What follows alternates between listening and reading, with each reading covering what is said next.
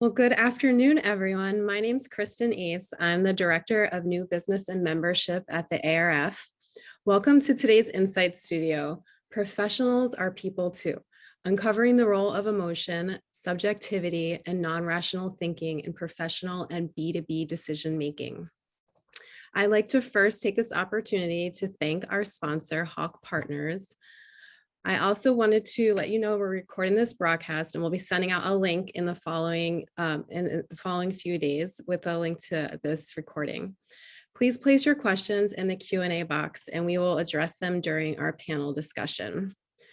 It is now my pleasure to introduce to you Abby A. Heron, who will be presenting Setting the Stage, What We Know and Why We Should Care. And then she will moderate today's panel discussion. Thank you, Abby. So first of all, by virtue of joining us here today, I'd assume that most of you would agree that we as marketers and market researchers can't ignore the role of emotion and cognitive bias in B2B decision-making. So in the work we do at Hawk Partners, we often hear from executives and professionals, such as doctors, that their decision-making is based on analysis of data and reason. And while we know that they're often going to great lengths to make reasoned decisions, we also know both intuitively and based on the research that's out there that emotion and cognitive bias do play a role. And David, you can switch to the quotes.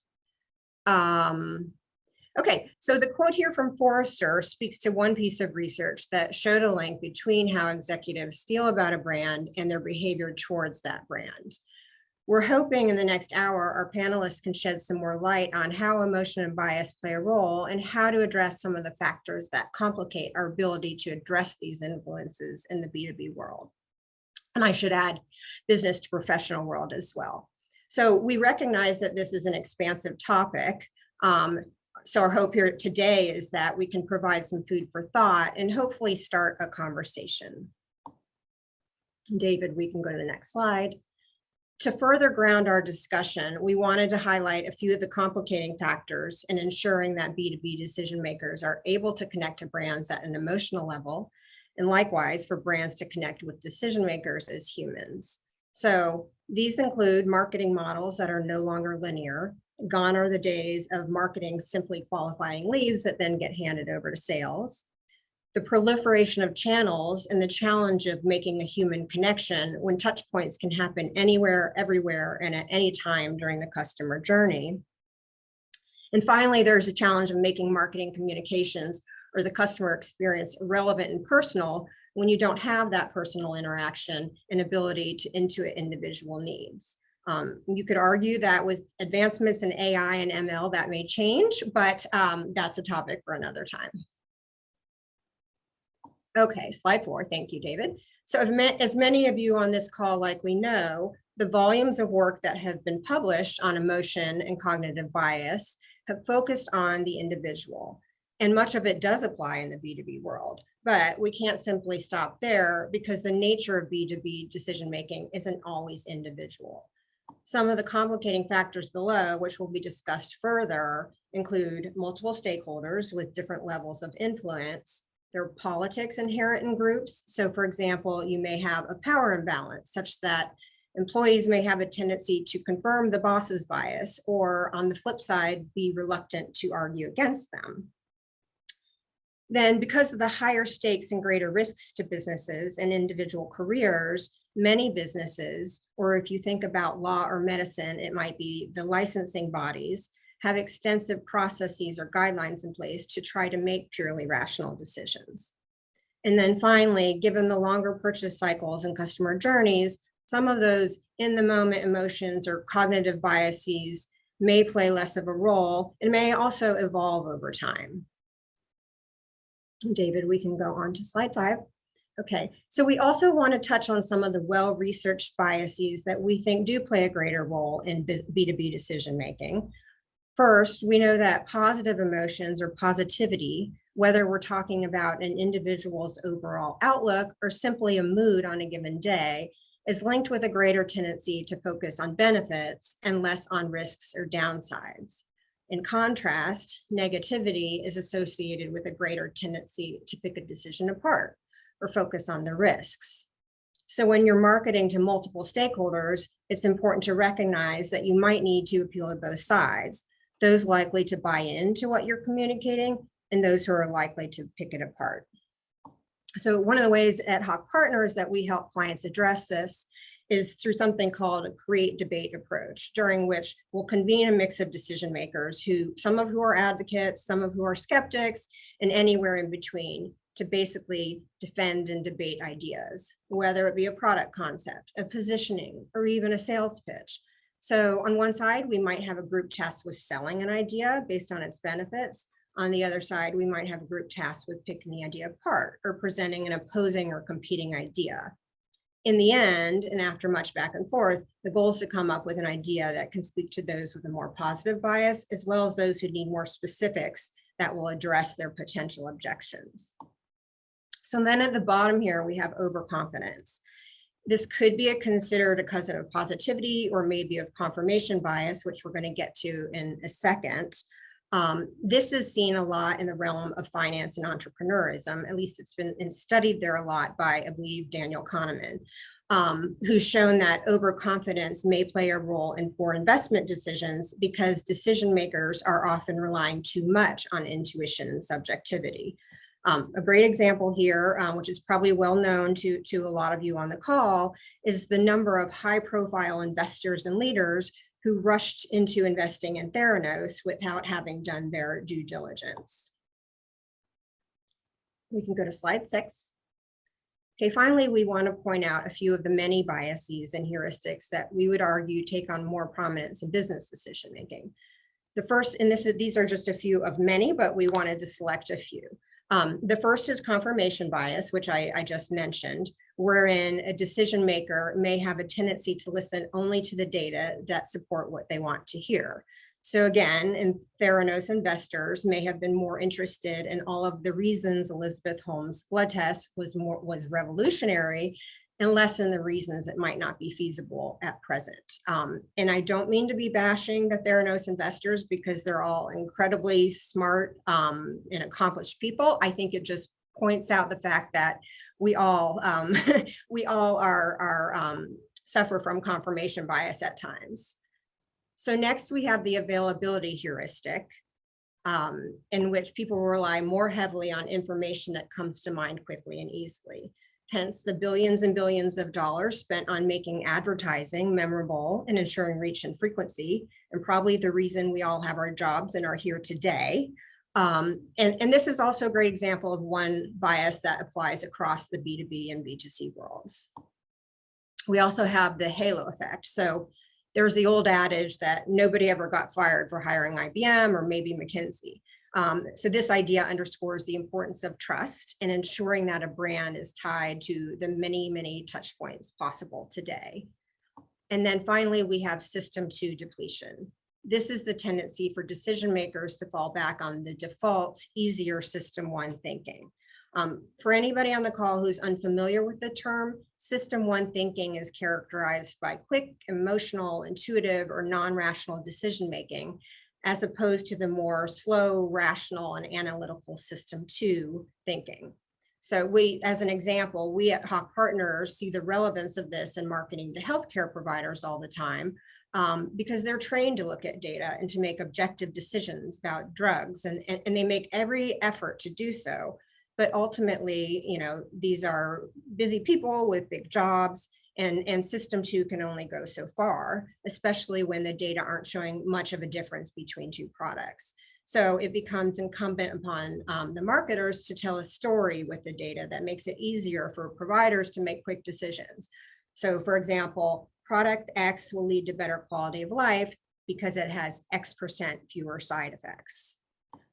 Okay, so we're gonna turn to our amazing group of panelists now, who I'm really excited to introduce. Before I do that, I am going to pull up a poll, or Caitlin, if you could pull up the poll to help us get a sense of where people feel their organizations are in terms of understanding and incorporating some of these ideas. So is your organization not at all mature, somewhat, or very mature? Okay, well, it looks like it's landing about in the middle, which means that we all still have something to learn. So thank you. All right, so without further ado, I am going to introduce the panelists. Let's see, first we have Ryan Bowe. Ryan is the head of activation and identity product strategy at Oracle Advertising.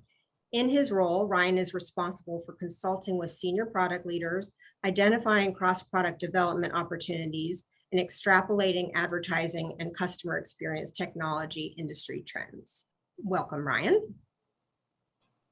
Then we have Benny Gradwell. Benny is co-founder and CEO of Cognovi Labs, an artificial intelligence company that focuses on measuring the emotional drivers behind human decision-making.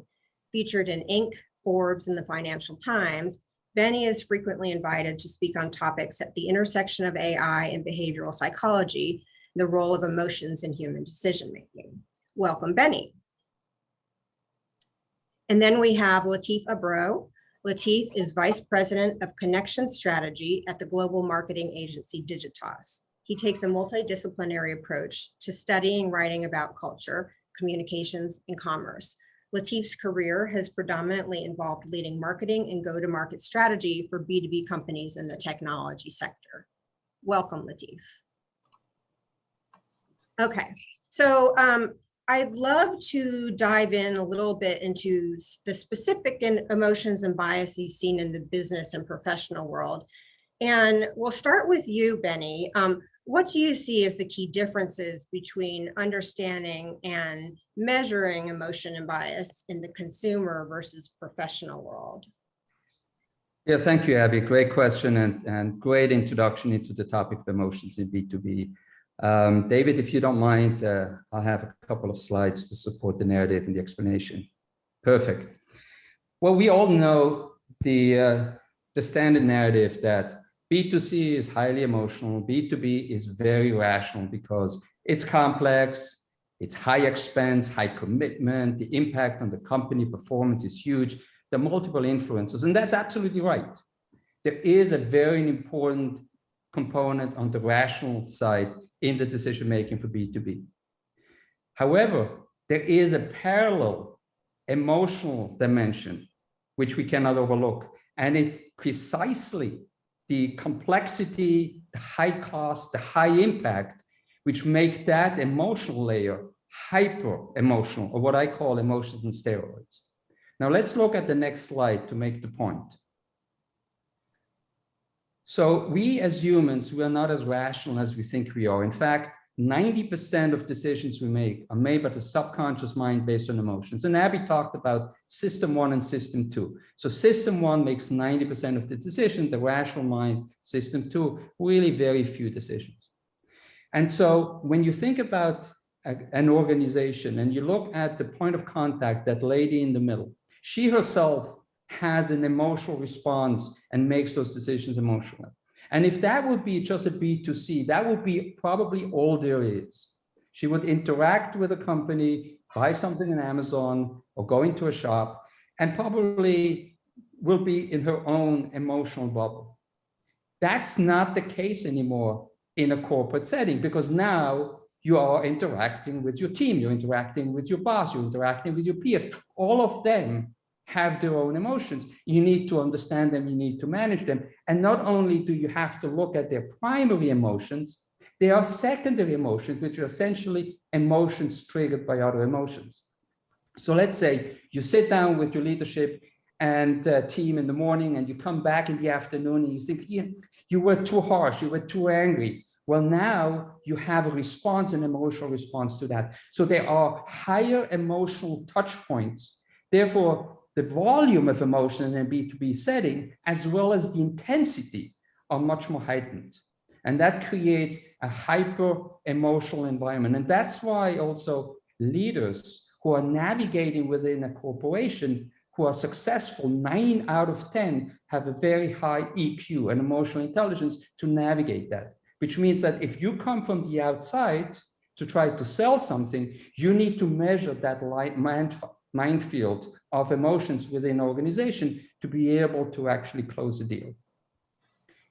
How does that actually translate in reality? And David, if you look at the next slide, if you don't mind, Abby already mentioned that one of the pitfalls, which is, nobody ever gets fired for buying IBM. And by the way, IBM is a very fine company, has great technology, but obviously it's not a solution for everything. And so the question is why? Why are we stuck in that, potentially a halo effect? Well, there are different cognitive biases. Maybe it's the status quo. We like to stay where we are. Maybe it's the social commitment and support from the herd mentality. Maybe it's confirmation bias. Maybe it's the loss aversion, which is actually one of the strongest cognitive biases, which we know from Danny Kahneman and Amos Tversky in their prospect theory from the 70s, that when we lose something, the pain we feel is double the pain of the gain we would feel and the joy if we win something. And we'll get back to that loss aversion, I'm sure, during the conversation, but that's one of the cognitive biases. Now, the question is, why do cognitive biases happen in the first place? Well, they're driven by emotional blockers, emotional drivers. And that's where the emotions come in. Status quo. Do we want to stay in the status quo because we are happy about it? Or do we fear the change? Or do we hope it's going to get better, despite the fact the status quo isn't great? Or are we angry being asked for a change? And so understanding the emotional profile which leads to cognitive biases is the starting point in understanding how to navigate through the emotional B2B selling process. Thank you, Abby. Thank you, Benny. I'm just curious, of the emotions you showed, would you say that there are any that play kind of an outsized role in B2B decisions? That's a very good question, and it really depends where in the process. And so first of all, I need to say that when we look at our emotional and psychological AI, we are a very strong proponent of a diversity of emotions. There is no good and bad emotions. In fact, people always think that, oh, I want to be hopeful and joyful, and that's what I need to create. Well, hope and joy is great. It's an aspirational goal, but it's not a call to action. Fear of missing out is a call to action. Angry at the current position is a call to action. Disgust about your current system requiring a new one is a call to action. Now, if you only have those, then you're in a toxic environment, which isn't good either. Right. And so depending where you are in the process, you need to create this incentive for change. And then later on, you need to have the kind of trust and reduction of anxiety to actually close a deal. And so I would say there's no one emotion, it's a whole profile of emotions, but it will change in the situation and get more pronounced in some dimensions than in others. Great points. I want to turn it to Latif. Latif, you've done a lot of writing on this topic, especially in the area of trust and also kind of some of those dynamics of emotions within business to business settings. And I'd love to get your thoughts on the topic as well. Sure. And I mean, the presentation so far has taught me stuff. I mean, Benny, the way you outlined the separation of these biases and the emotional drivers is really neat. And it's such a layered conversation with a lot of ways to tackle. At work, we're essentially driving measurable outcomes, ultimately, that carry a significant degree of impact on business performance.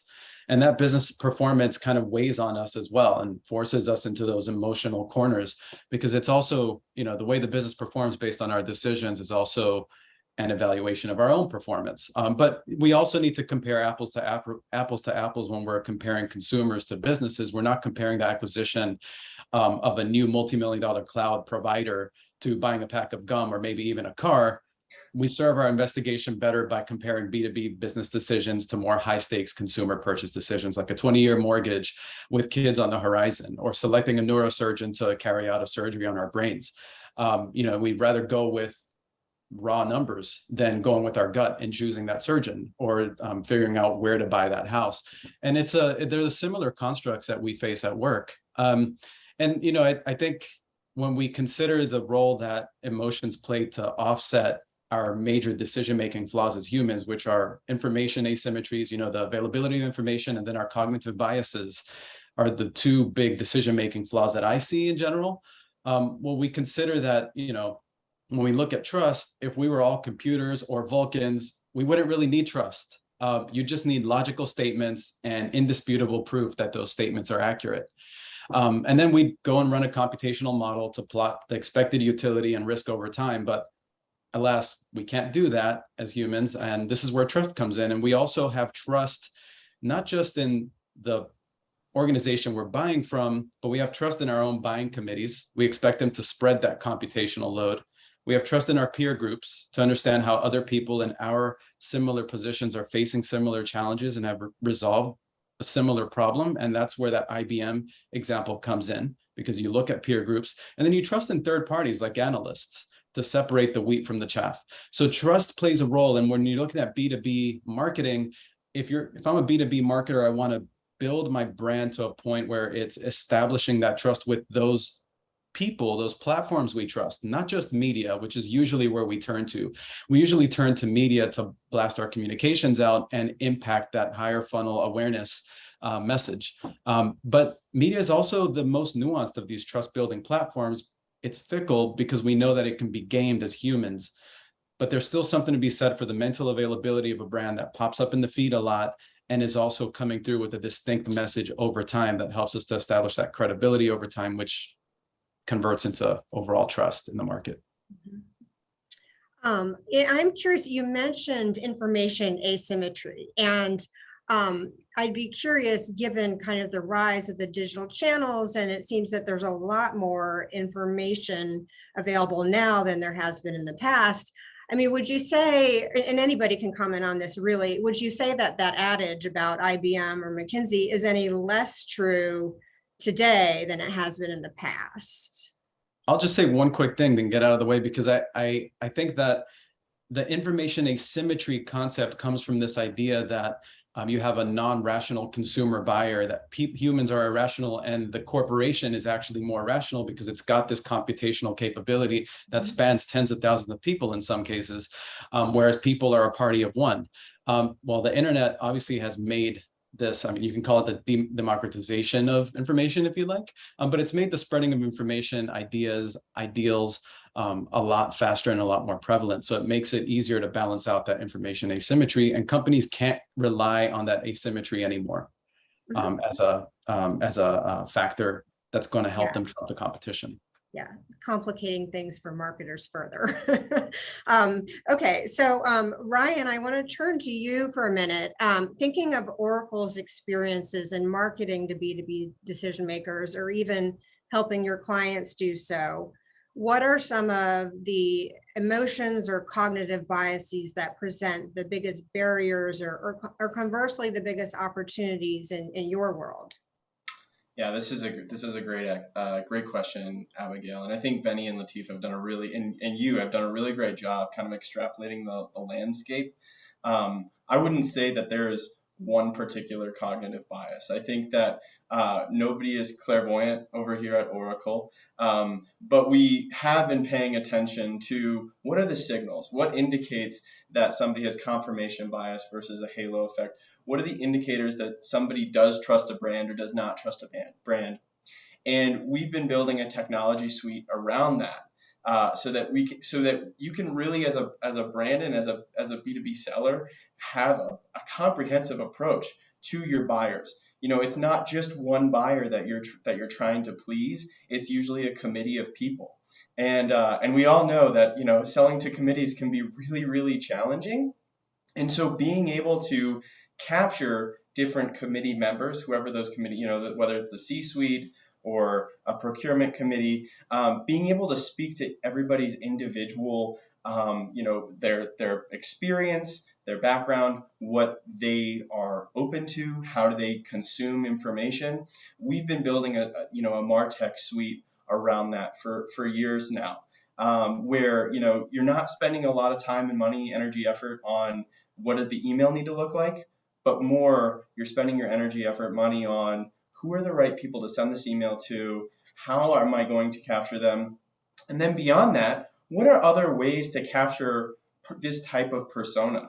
How can we move beyond our traditional MarTech suite to really understand who this person is and drive more leads based off of what we understand about our target customer?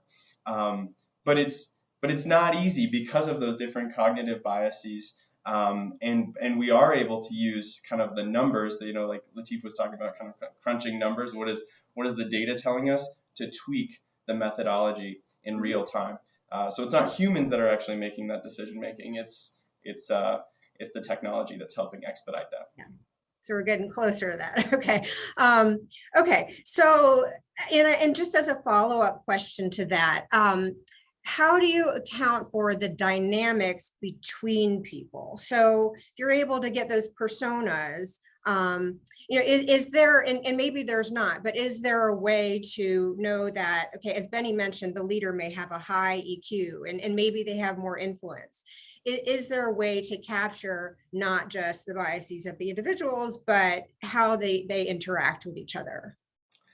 I don't know that we have like a way to just biohack those personas. I think like if you have a really savvy salesperson that's leveraging the technology suite to do the messaging, and then is following up and following through, and then helping kind of tailor their individual interaction, we're building the suite to help that person really identify that. But that doesn't mean that we don't have tools in place to make it easier for the introduction, or make it easier for that salesperson to connect with those other decision makers. I think that's part of the mad tech, the marketing and advertising technology story, is looking beyond who you know and who you normally connect with, and moving beyond that person to really tell your brand story in the way that you see fit. Mm-hmm, mm-hmm. Okay. And I also, thinking of, we do a lot in pharma, and thinking of kind of shrinking sales forces, this kind of suggests to me, okay, it's not making that role go away. It's really enhancing that role and helping them develop relationships and engage, rather than replacing. If I'm hearing you correctly. That's exactly right. That's exactly right. Okay. We're always going to need sophisticated sellers that understand the industry, that understand the market. People are still people. And maybe one major bias that we can't overcome is that many decision makers like to work with other people, particularly when there's a problem. It's a lot easier to pick up the phone when there's a problem than to chat the chatbot, right? And for B2B, sales, that's very important, a relationship. Okay. Latif or Benny, anything to add about to what Ryan said overall? Spark any thoughts on your end? Just the quick thought is that, this is really going to help us to separate the funnel just from a marketer's perspective. The sales folks are there to receive the good stuff we bring into the funnel at the top. Marketing has a role to play at all phases of the funnel.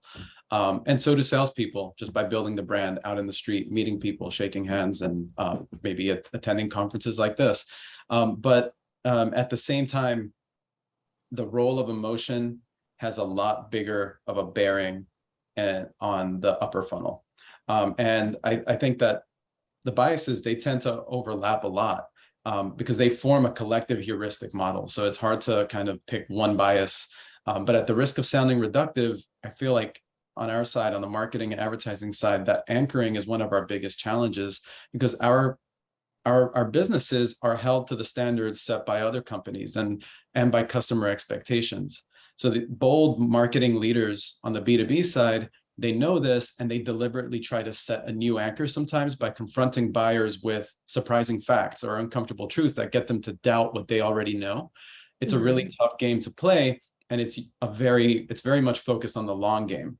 And so marketers take this further by doing it at scale and nurturing the development of communities that can spread the word for them. This used to be called evangelism, but really at the end of the day, it's just about inculcating the market with an industry leading kind of pathfinding message that helps to disrupt the space and helps them to own the category by playing on that emotion. Okay.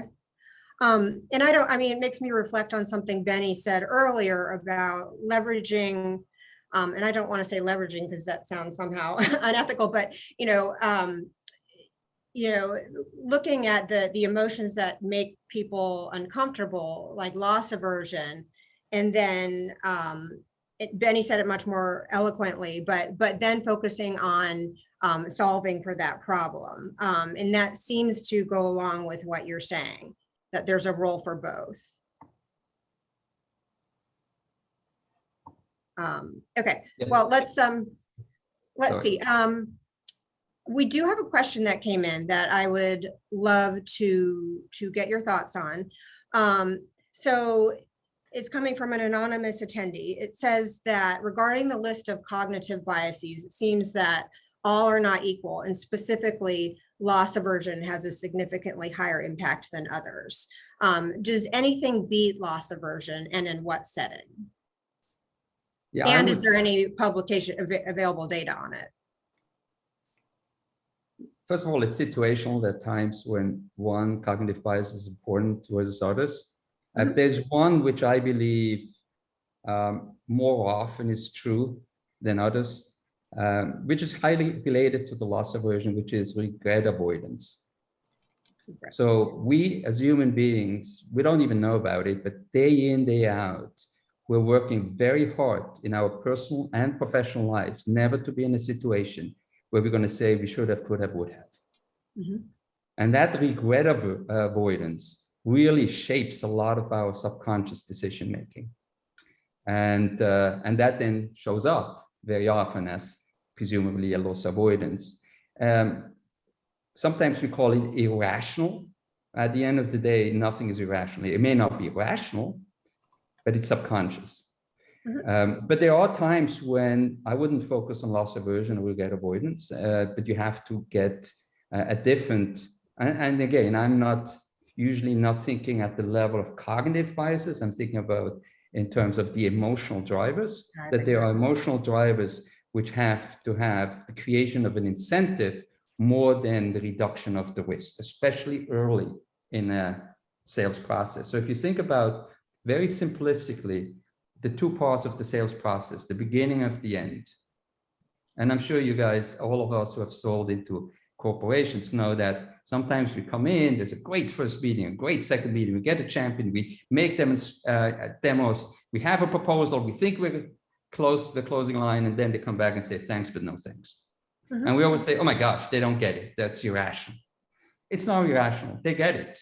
But what's happening is that the incentive we build at the beginning by creating a fear of missing out, a disgust of the current process, wasn't big enough to overcome the loss aversion, the regret aversion, which comes later on of, oh my gosh, what happens if I'm wrong? And then I lose my job, or I just lose my position, or have guilt or shame. And so depending where you are, you have to look at those different drivers and therefore different cognitive biases. Mm-hmm. Okay, so differences in terms of where you are in the customer journey, and which ones you're speaking to. So, and we have another question for any of you, really. Do you have a sense of whether do smaller businesses have different or stronger cognitive biases or emotional blockers compared to larger enterprises? I do think that there's sometimes a halo effect for smaller businesses. As a, I'm in a situation where in my role, we're sometimes evaluating smaller, vendors or organizations, and there is this challenge where it's like, are you going to be a reliable partner? And overcoming that objection, I think, is a really important thing for smaller businesses versus large organizations, right? When Oracle shows up and we're selling some of our products, we know our customers have this idea in the back of their mind, that this bias that Oracle's not going to be going anywhere next week, next year, 5 or 10 years from now. And so depending on the type of thing that you're selling, I think it's an important thing to definitely consider. And it's something that I think just from like a customer buyer perspective, it's really, really important to have a story around why you're the most important and how you're going to be around given the competition and things. Mm-hmm, mm-hmm. Yeah, and I think we've also seen in some of the work we've done that, if you're a smaller company, especially in trust, everybody wants to be trusted, but it's more about how do you overcome that, that inability to trust because you're a small unknown organization. How do you overcome the confirmation bias around wanting to work with a large and trusted organization? And it's not just about saying we're trusted, it's about proving it. And maybe the smaller businesses have a more uphill battle there. I want to turn to Latif for a minute. So given the longer customer journey and multiple stakeholders in B2B buying processes versus consumers, any other thoughts on how we address the role of motion at both the individual and group level? I know we started to touch on this already earlier, but curious if you have any additional thoughts. I do. This one, let's unpack it a little bit. So I believe this is a concern when we desire to build strong connections with our audience base over time, because we need to consider that at any given time, the vast majority of our audience is actually out of market. And so we realize that that journey is indeed long enough that we should be investing in brand building, which creates meaningful, memorable imprints on the people we're trying to reach. And I think the biggest challenge in creating that high impact brand equity is grounding the campaign in objective facts from the beginning, which means we need to take the time to understand the audience beyond macro level insights and obvious features, and just really look to understand the full journey they go through. That's where research plays a very important role.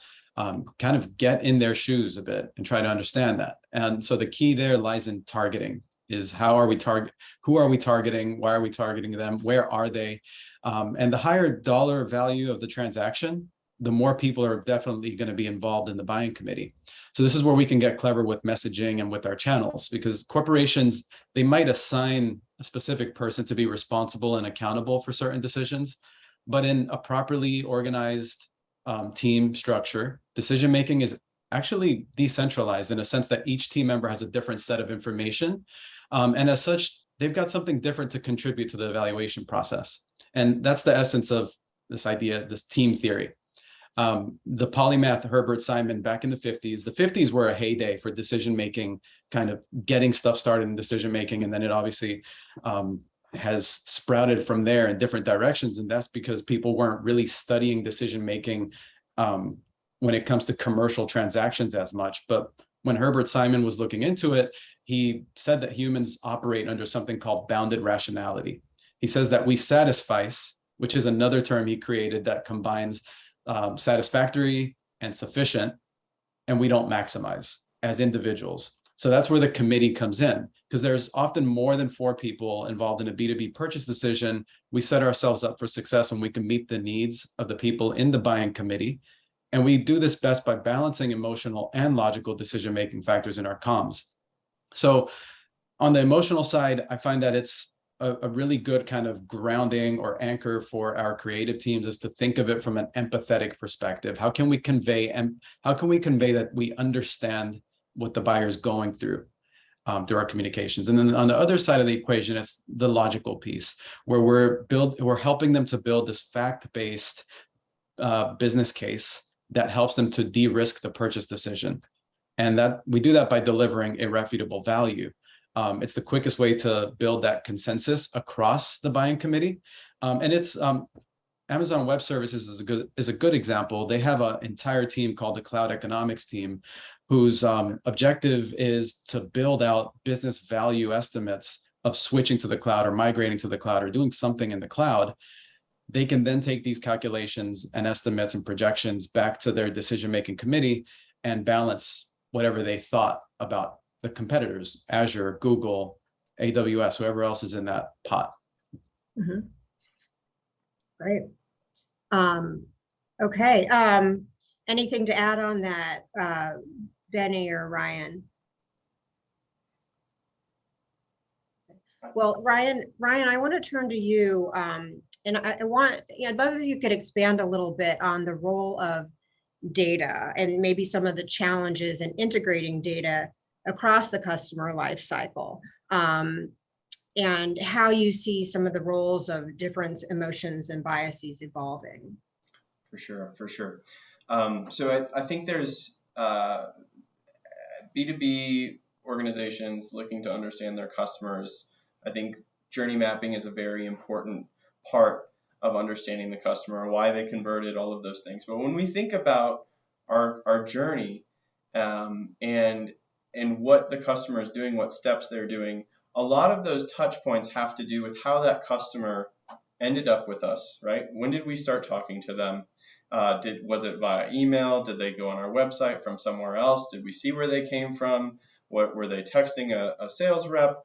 Was there a problem, right? They've been a customer for a while. They've reached out multiple times. We've recorded the problem. And so you look at these journeys and they're usually not very long, right? And usually the analysis that's taking place has more to do with how can you mitigate challenges in your enterprise, and what parts of the journey are creating those pain points, and how can you eliminate them to lead to better conversion rates, to lead to kind of more of those biases we talked about earlier that Benny talked about, right? The anger, frustration towards the brand, or some of the questions that we've gotten from the participants. But being able to look beyond that is also very important. Expanding your horizon beyond your owned and operated data is very, very important to understanding not just your current customer, but your prospective customer, right? And there's a lot of data available that can help tell your clickstream journey, where on the web did the person go. There's data that can indicate that based off of somebody's online history, they are in market for your types of solutions. There's ways to, rely on kind of external tagging and external infrastructures to better understand your customers. I think, social media is one of those venues where you've seen specifically, and this isn't a B2B seller, but for direct to consumer brands where they've seen a lot of success. But when you move beyond just your owned and operated data, I think it can be really advantageous to be more methodical around where you can reach your customers, where you find kind of the wider funnel conversion rates, and be very strategic about that to reduce your cost to acquire customers. If you're selling multi-million-dollar software solutions or pharmaceutical deals or what have you, and your conversion rate, your cost per lead is $100 or $500. It can be very compelling to return to those places where you saw that journey worked and replicate that, refine that, and then in the long term, knowing where those customers came from, and then understanding how they interacted with your brand. How are you able to upsell them and be more methodical and holistic? And how can you continue going back to those methodologies that worked to continue to reinforce certain messaging around your brand and instill that confidence and trust that buyers are really looking for when they trust their enterprise software or pharmaceutical or what have you. Mm-hmm. Okay. Well, and hold that thought on methodologies and market research, because we're going to get there in a second. Quick follow-up. You mentioned social media, and we do have a question from an attendee about how does social media play a role in market research and evaluating emotional biases? And this can go to you, Ryan, or if anybody else wants to field it. So Benny went off mute. Happy to jump in, except if you want to take the first, Ryan. No. Go ahead, Benny. Yeah, so social media, for us, really any textual or free-flowing conversation is a very rich source to understand the emotional components and cognitive and emotional biases. Social media is obviously, because of the scale and the velocity, incredibly rich. But you have to go beyond the obvious. You have to go beyond just what people say and how they say it. You have to even go beyond the sentiment analysis to really understanding emotions and behavior.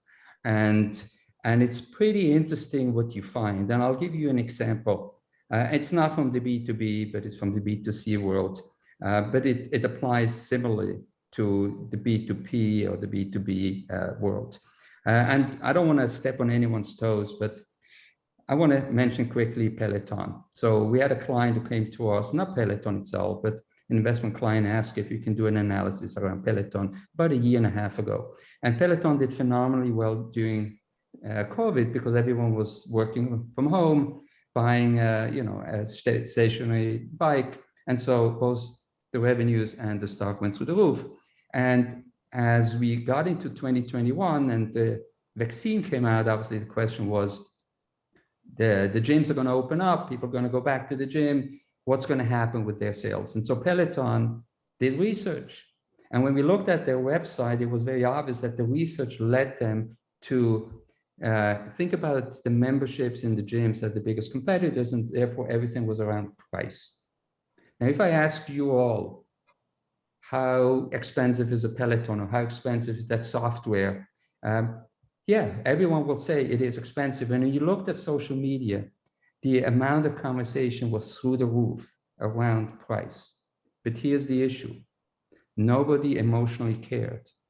There was no emotional profile which told us that that is an emotional driver for purchases. And the same is true for B2B. So it's not how vocal something is, it's how people talk about it. And when we work with B2B or B2 professional, especially with doctors, we can actually get quite a bit of information on social media, what those doctors, let's say, think about, what they fear, what they're concerned about. So when we then work with our clients to address those doctors in direct conversations, we already know where to start because we understand what are some of the trigger points. But it's not how vocal, it's how emotional activating it is. Yeah, just to add to that, Benny, one of the things that I think is important if you are thinking of using social media as a means for facilitating market research or trying to capture customer sentiment is there's a couple of challenges around fraud. There's fraudulent accounts. You see major platforms purging fraudulent accounts quarterly. Obviously, there was a big acquisition that there's trouble right now with talking about fraudulent accounts and what does that landscape look like. And the other thing is the scale of your business, right? Have you already established trust? Do you already have like a pretty decent footprint in that social medium to really actually get quality responses? So while it can be used as a tool, I think it's just it's important to be cautious about how much credence you put into the responses you get and the fidelity of the base contributing. Thank you. So I want to see, Ryan, so in you have your slides to show. I don't know if you wanted to show those to illustrate kind of the role of multiple channels and touch points and the importance of coordinating across them. For sure. Yes, thank you, David. So here's the kind of like to extrapolate what I was saying before around the journey. On the left, you have more your owned and operated data. Think of your direct mail, your calls, texts, emails, what's the loyalty, in-app purchases, wallets, things of that nature. And really, like, these are your customers. This is how you interact with your customers. This is how you're going to extrapolate that customer journey that we talked about with your owned and operated data. Then on the right side, you have more the ad tech suite. So think of search data, social, media presence, programmatic purchases, out of home. There's a lot of really cool technology today where billboards can kind of give you analytics about the type of people that commute into work day in and day out, times, things like that. You have your video, linear TV, radio, and direct mail. And if you go to the next slide, you see that there's this symbiotic relationship between your owned and operated data and this third-party data, these other data assets that are kind of in market that can help you better understand your first-party your customers, and beyond your customers. Who are the folks beyond your customers that really are going to be compelling to connect with? And if you go to the next slide, on the left, just to kind of map out just like how this works, on the left you have that ad tech data, so the right side of the pie. On the bottom, you have your MarTech technology suite, so your CDP, your B2B marketing platforms, your web tagging, and performance automation, things like that.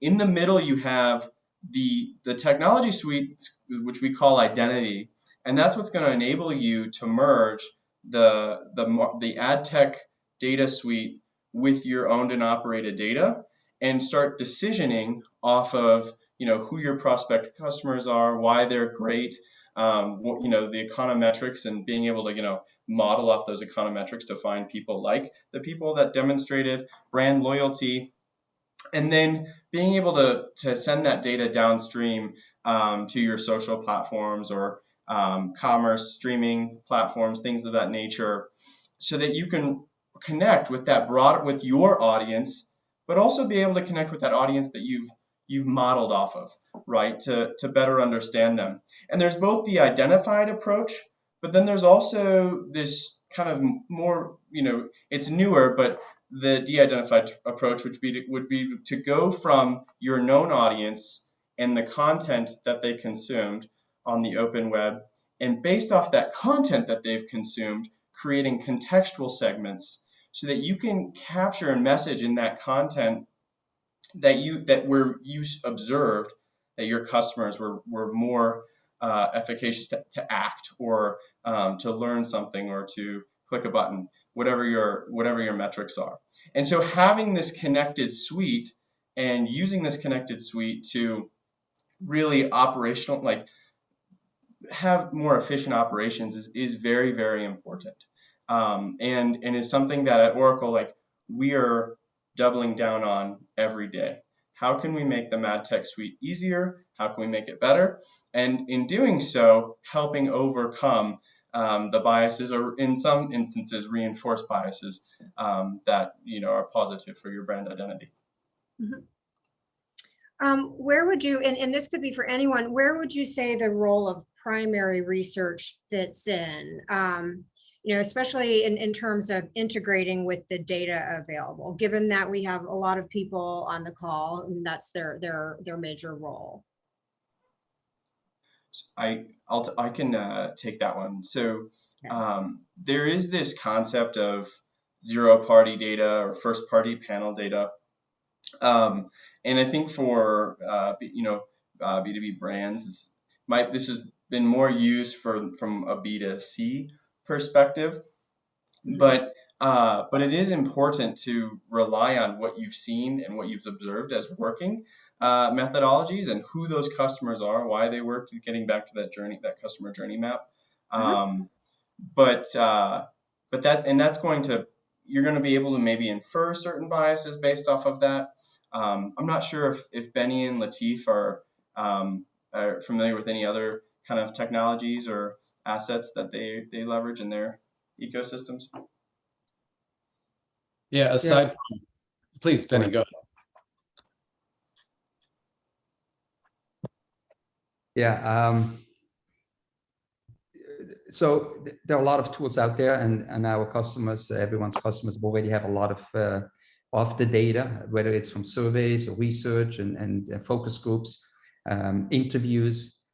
What we see is that a lot of that data can be analyzed again from an emotional undertone to extract an additional dimension of insight, which data already has, but hasn't been brought to the forefront. Now, if somebody works with us up front, we actually work with them to make those surveys even richer. We call it diagnostic interviews, to really generate an emotional response, very much free-flowing. And that provides you quite a bit of insights. But even without that, just taking the data, which is already in our clients' hands, providing an additional layer of AI to extract insights is quite rich. Mm-hmm. Yeah, you add that AI, and you also add your experience in the scientific space, understanding decision making as a layer. I do think data is more or less. I mean, the AI piece is very special. but the data in general, everybody has it. And in marketing, the competitive force is one of the biggest things that drive us to act in a different way. And our competitors usually have the same data we have. So the AI is a special application on top of it. But also nothing beats the ethnographic method, where you're sitting with your buyers, you're talking with them, you're conducting discovery sessions with salespeople, with the people that are on the ground dealing with objections on a daily basis. That needs to be used to balance what you're seeing in data. Okay. Any other examples of primary research that plays a role in identifying and leveraging emotions in B2B marketing? So we've talked about customer journey, market mapping, ethnography. Just curious if any come to mind, top of mind. Like maybe like econometrics. Okay. Okay. I imagine the scale would be smaller. Okay. Well, let's see. I see we're running out of time, so I'm going to ask Caitlin to pull up poll number 3. And we don't have all of the options. We don't have ethnography on here, but be curious from the audience where you feel market research and analytics could add the most value in understanding and measuring emotional drivers and cognitive bias in B2B decision making. Okay, well, it looks like we're getting kind of a mix. And it could be that all are important, but our poll only allows us to choose one. All right, so we have 1 minute left, and I believe Kristen had some closing thoughts, but I wanted to thank our panelists, first of all, just for your thoughtfulness on all of this. It's been a pleasure working with you. And Kristen, I'll hand it over to you. Thanks, Abby. I just wanted to thank you all. So thank you to today's speakers for a very lively and informative discussion. To our sponsor, of course, Hawk Partners, for making this happen today, and for all of you that attended and submitted questions. We'd really appreciate it if you took our brief poll for this event. That should pop up on your screen right now. And again, thanks to everyone, and I hope you enjoy the rest of your day.